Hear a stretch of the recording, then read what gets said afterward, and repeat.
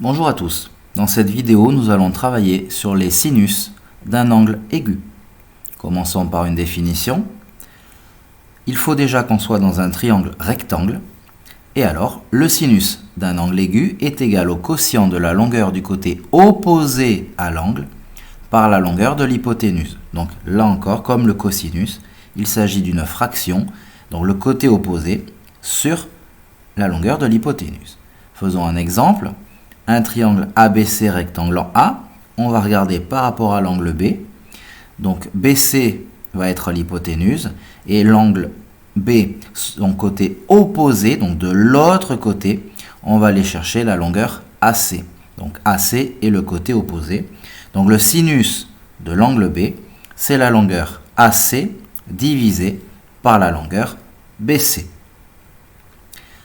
Une propriété, tout comme le cosinus, le sinus d'un angle aigu est un nombre qui est entre 0 et 1.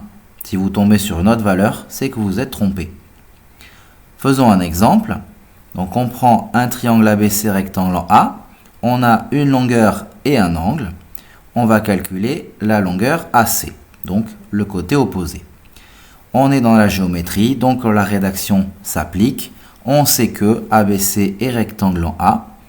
On va maintenant utiliser la formule du sinus. Donc sinus de l'angle B, c'est le côté opposé, donc AC, sur l'hypoténuse BC. On cherche à calculer AC, donc produit en croix pour l'obtenir. AC va être égal à BC multiplié par le sinus.